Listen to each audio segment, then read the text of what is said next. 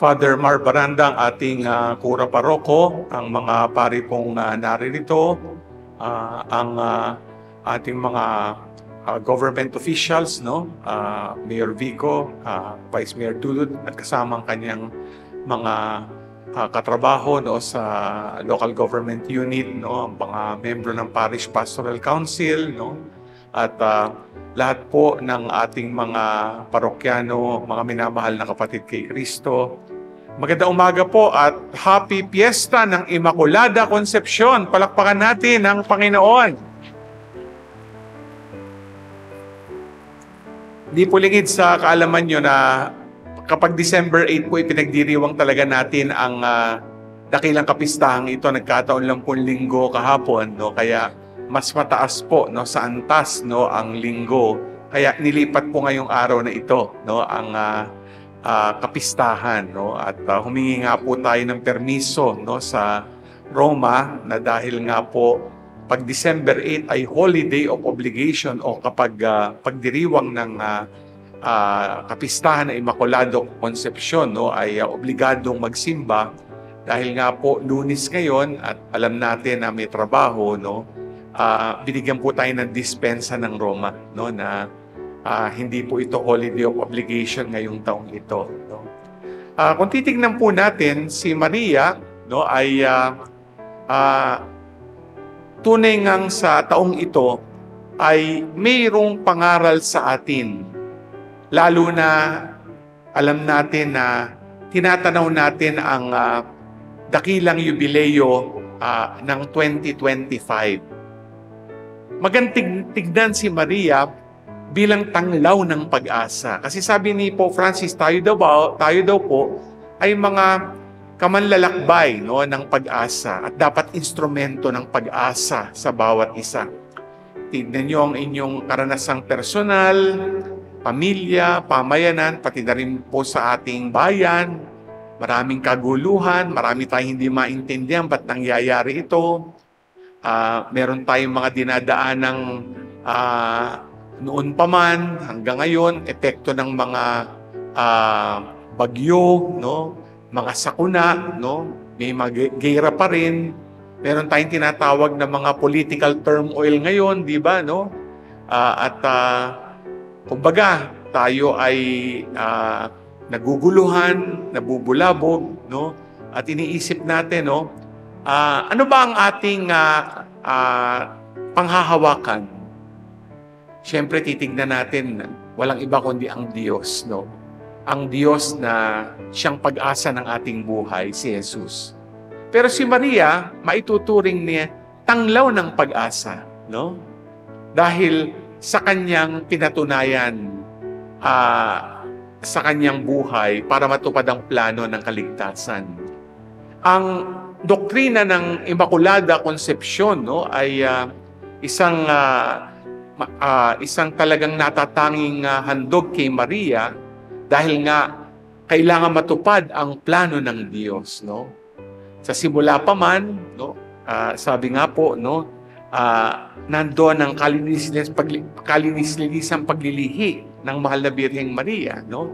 At alam natin na siniguro ng Diyos, no, na bago pa man isilang ang mahal na Birheng Maria, no, siya ay walang bahid ng kasalanan. Tatlong nais ko ibahagi kung paano si Maria ay tanglaw ng pag-asa at gabay natin patungo kay Jesus. Una, kalinisan. Pansin natin sa unang pagbasa, no, na narinig natin ang kasalanan ng ating unang mga magulang. Diba? Si Adan at si Eva. Ito ang nagdulot ng orihinal na kasalanan na tinuturo sa atin sa katisismo. Sabi nga po ay binigay na sa kanila ang paraiso, ipinagbawal lang sa kanila na wag kumain doon sa pinagbabawal na puno at kainin yung pinagbabawal na bunga. Pero lumabag sila, no, sa direktiba ng Diyos, no. At ito nagdulot, no, ng sabi nga, no, yung kasalanan nila nagdulot ng original na kasalanan. At magandang isipin, no, na dahil dito, naramdaman mismo ni Adan at ni Eva ang epekto ng kasalanan. Di ba? Ang mga tanong nga sa kanila ng Diyos sa unang pagbasa, no? Nasaan kayo? Di ba? Sino nagsabi sa inyo na kayo ay hubad? Bakit nyo ginawa ito? No? Nandun yung pangungonsyensya ng Diyos, no, sa kanila. Sipin natin, no, na ang hamon sa atin ni Maria, dahil sa simula pa man, no, siya'y walang bahid na ng kasalanan, ay dapat sa harap ng Diyos tayo ay nasa estado ng grasya. Dapat nandun ang kalinisan ng ating isip, puso, kalooban, buong kaluluwa. At mahalaga po ito, no, sa hindi lang sa ating buhay, kundi mensahe na dapat nating ipalaganap. Maraming naidudulot ang kasalanan sa mundong ibabaw. Alam natin may mga natatapakan, mga sabi nga nagiging biktima ng kawalan ng katarungan, ng pagpapaslang, ng patayan, ng pagkaganid ng ilang mga tao, yung kasakiman sa kapangyarihan, yung kawalang pakialam, yung pagwawalang bahala sa nagaganap sa lipunan. Diba? Alam natin yan, no? Pati mismo tayo, siyempre iniisip muna natin ang ating sarili. Pero sinasabi sa atin ng mahal na Birheng Maria, dapat ang mamayani sa ating buhay Kristiyano ay kalinisan upang ang ating mga gawain ay gawaing makadiyos at patungo sa Diyos. Ikalawa po ay kababaang loob. No? Si Maria nananahimik at siya'y merong pangkaraniwang buhay. At pinili siya ng Diyos, narinig nga natin sa Ebanghelyo, na maging ina ng kataas-taasan. Ano kaya naglalaro sa isipan ni Maria? Siguro sabi niya, bakit ako? Hindi naman ako tanyag na tao. Sino ba ako? No? Wala naman akong kay, di ba? Wala akong poder, no? Pero siya ang pinili ng Diyos. No? At buong kababaang loob, pagamat may takot, no? Nandoon, no, ang kanyang pagtalima sa ninanais ng Diyos. Alam nyo, sa mundo ngayon, maraming taong mapagmataas, no? Mataas ang tingin sa sarili. Kapag tayo nga nasaktan, ang umiiral, di ba pride? No? Kaya imbis tayo nagiging humble, nagiging hambog tayo. Pero tinuturo ni Maria, no, na magpakumbaba. Maraming malulutas sa problema sa pamilya, pamayanan at bayan kung marunong tayong magpakababa. Di ba? Kung marunong tayong, no, magpakumbaba. Kasi kung ang paiiralin ay kayabangan, mas magaling ako, mas mataas ako, mas marunong ako, mas tama ako, no? Hindi lang pagalingan, kundi sa bandang huli, no, nagiging daan ng siraan. At ang nangyayari nga, nagkakawatak-watak ang pamilya, pamayanan, at bayan. Kaya kailangan, no, kababaang loob.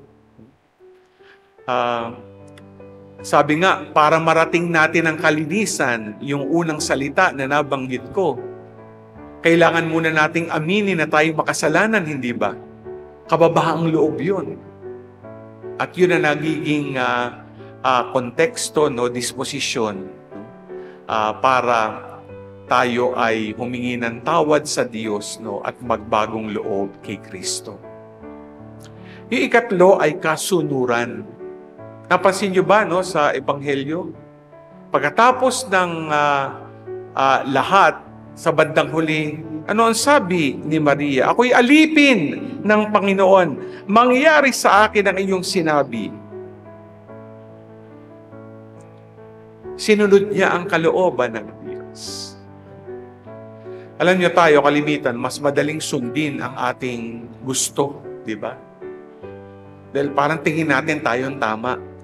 Pero nasa harap tayo ng Diyos at sinasabi ng Diyos sa atin, ito ang kalooban ko, kaya mo ba? Kaya mo bang akapin? No? Pwede natin tingnan niya sa konteksto pa lang ng pagpili sa isang bukasyon. Pagpapare, pagmamadre, pag-aasawa, paglilingkod sa simbahan, sa pamahalaan. No? Tayo nahaharap dyan. Pero si Maria, ang klaro sa kanya ay hindi yung kalooban niya, kundi yung kalooban ng poong may kapal. Ang pagsunod sa kalooban ng Diyos ay handang paglingkod sa Diyos. Maglingkod ng tao sa puso. Maglingkod ng hindi iniisip ang sarili. Maglingkod ng buong pag-ibig. Kaya siguro nasabi ni Maria, susunod ako, Panginoon, dahil mas mahal ko kayo kaysa sa aking sarili. Sabi nga po, ang punot dulo nga ng pagsunod sa kalooban ng Diyos, pag-ibig ng Diyos. Pag iyon ang pinakamatimbang, alam natin, gagawin nating lahat para kay Kristo. Mga minamahal na kapatid, gusto nating magkaroon ng tinatanaw na pag-asa sa buhay natin, sa buhay ng ating kapwa, sa buhay ng ating pamayanan, pamilya o bayan. Tandaan natin itong tinuturo ni Maria. Kalinisan, kababaang loob, at kasunuran. Pag sinundan lang natin ang halimbawa ng mahal na Birheng Maria, tatahakin natin ang landas patungo sa buhay Diyos. Amen.